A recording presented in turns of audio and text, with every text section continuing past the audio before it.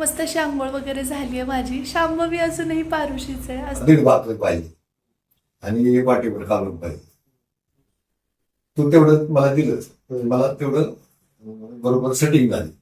आणि तुला नाही सांगितलं तर तू काय करणार? 2 वाट्या कालून 3 भाकरी करणार जास्तच करायची आणि खायच्या ते खाणार, ती वेस्टेज जाणार. तसं AI टेक्नॉलॉजी मध्ये शेतीमध्ये वेस्टेज जाऊ द्यायचं नाही, त्यासाठी AI टेक्नॉलॉजी कुठवर शोध करील म्हणजे एकदम प्रमाणबद्ध आणि तेवढं मोजकं. पाहिजे, तेवढं द्यायचं पाणी. हा. जर आपला 1 एकर मिळत असं काय चालू आहे? पापड करते आज. व्हेज आहे सगळं. ते नॉन व्हेज ना.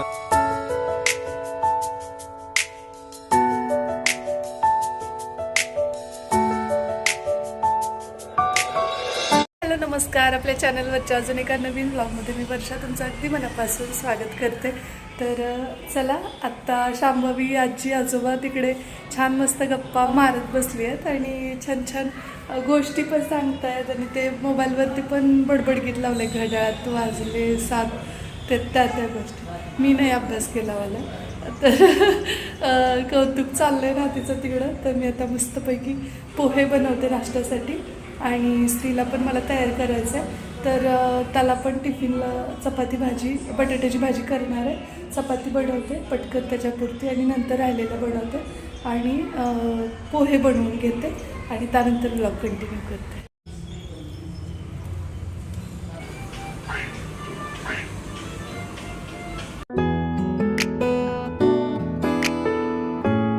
तर चला, आता नाश्ता वगैरे झाला आहे. मी पटकन आंघोळ करून घेते म्हणजे मग मला स्वयंपाक करता येईल. आणि व्लॉग खूप कमी शूट करते मी, जास्त तर आम्ही गप्पा मारत बसतो आहे वेगवेगळ्या विषयांवरती. सो त्यामुळे तितकं शूट करणं होत नाही, पण जसं होईल तसं मी शेअर करेन तुमच्यासोबत थोडं थोडं का होईना. चला, आता आवरलं आहे सगळं. मावशीने येऊन चकाचक क्लीन केलेलं आहे सगळ्या फरशा वगैरे. तर आता आंघोळ करते आणि भेटते. मस्त अशी आंघोळ वगैरे झाली आहे माझी. शांभवी अजूनही पारुशीच आहे आज, त्यामुळे आई म्हटली तिला जरा वेळाने घालूया. आणि काय होतं माहिती का, पाणी पण तेव्हा जरा गरम येतं. आत्ता बाकी स्वयंपाक वगैरे तर आहेच, ते सगळं आवरून घेते. पप्पा थोडंसं बाहेर गेलं तिथेच. आणि बघा मला निन्नू आली आहे, कारण ही सकाळी खूप लवकर उठली आहे. मी स्त्रीला उठवत होते ना तेव्हा तितक्या लवकर ही जागी झाली आहे. आणि त्याला थोडंसं आज उठायला नको वाटत होतं आणि मी थोडं जोरात ओरडले की ही जागी झाली. ही आत्तापर्यंत जागी आहे की नाही, झोप येते. चला, आता ना शांभवीची आंघोळ वगैरे बाकी आहे, तर ती झाल्यानंतर मग मी किचनमधलं वगैरे बघते स्वयंपाकाचं काय कसं ते, आणि त्यानंतर मग कंटिन्यू करते. दसऱ्याची गाडी आली आहे.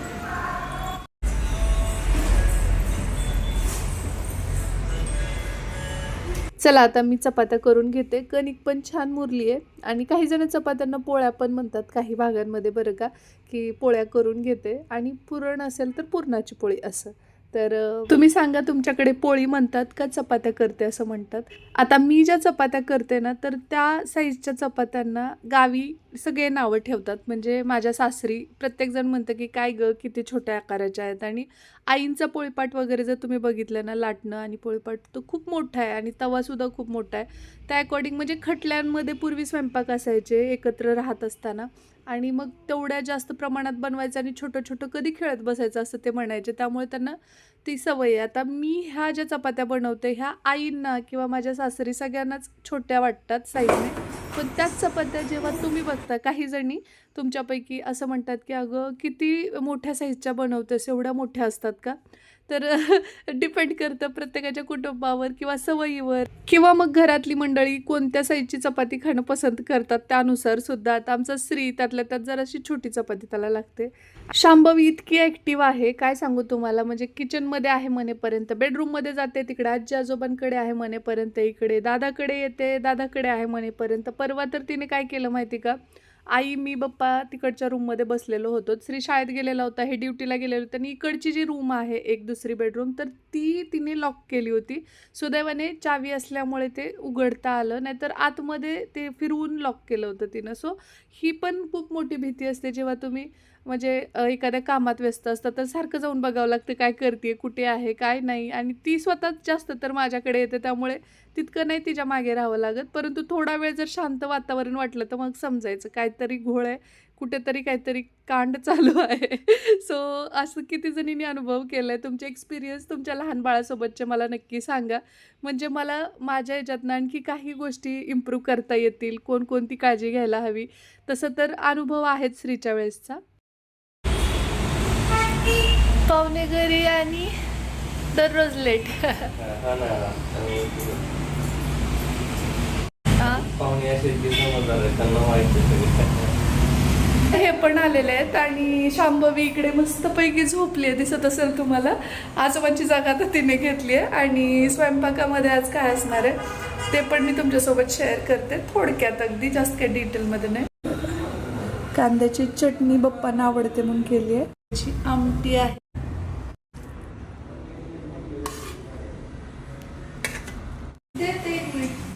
काय चालू आहे?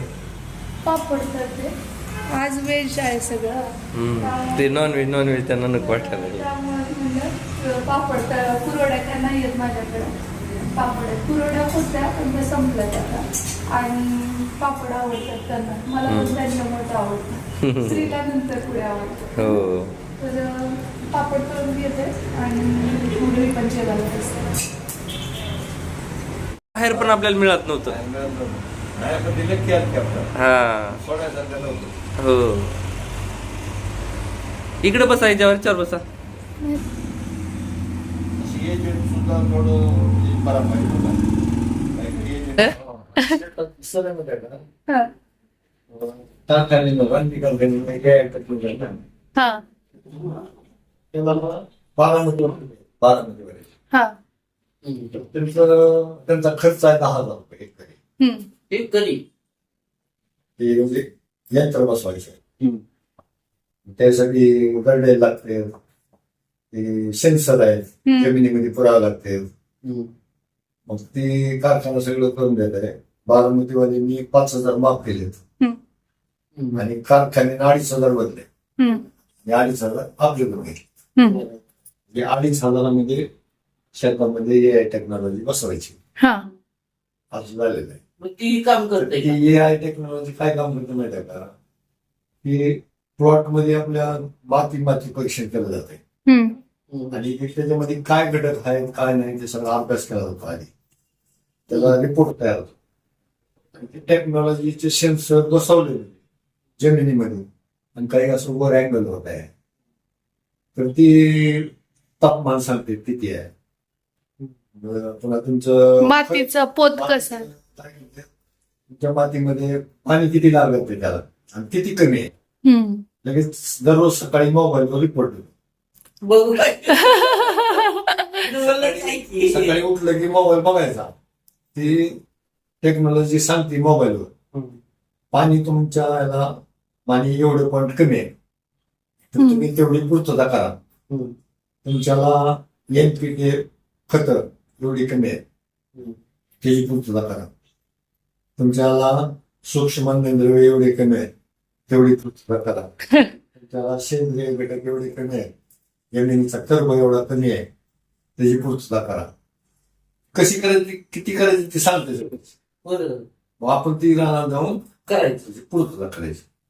पूर्तता केली की ती धान आपलं कितीतरी पटीने वाढलं जाते. जिथं आपल्याला 40 टन ऊस निघतोय ते 100 टन. अयो. म्हणजे त्याला हे आहे. आणि मी तुला मागणार की मला 1.5 भाकर पाहिजे आणि वाटीभर कालवण पाहिजे. तू तेवढं मला दिलंच, मला तेवढं बरोबर सेटिंग झाली. म्हणजे किती फायदे झालं.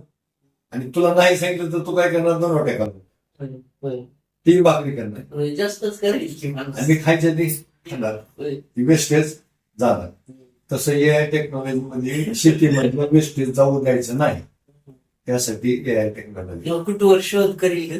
म्हणजे एकदम प्रमाणबद्ध आणि तेवढं मोजकं. पाहिजे, तेवढं द्यायचं. पाणी जर आपला 1 एकर भेटत असेल तर त्याला 2-3 एकर असतं. बघ बाई, पाणी जास्त लागतच नाही. एवढा फायदा झाल्यावर का नाही घ्यायची. मग आणि अन्न बी तसंच लागतंय. मग कोणतं अन्न लागतंय? आता समजा अन्न म्हणजे आपलं इथे ताक आहे, तुमचं बेसरचं कालवण आहे, दूध आहे, अमुक आहे. पण मला आवड कोणची आहे, मला ताकाची आवड आहे समजा, मला दुधाचा खायचं, मला यशाच्या कलरची आवड आहे. तर साध्या भाजीची काहीच म्हणजे हे नाही, आवड नाही. मग ती टेक्नॉलॉजी सांगते की ह्या माणसाला ह्या गोष्टी पाहिजे. म्हणजे शेताच्या म्हणजे पोत शेतात सुद्धा तसंच आहे. अवांतर घटक घालायची गरज त्या असते. पिकाला हे घटक पाहिजे, पोषक आहेत. ते घटक एवढे आहेत. तुम्ही एवढे घटक टाका. रोजच्या रोज रिपोर्ट, रोजच्या रोज त्याची पूर्तता जर तुम्ही केली तर तुम्हाला 40 टनाच्या ऐवजी 100 टन ऊस तयार होतो. बघा. त्याच्यापेक्षा कमी खर्चामध्ये आपण पोतीच्या पोते टाकतो. पोतीचे पोते टाकायचे नाही, त्या ड्रिप वॉटर तेवढंच सोडायचं.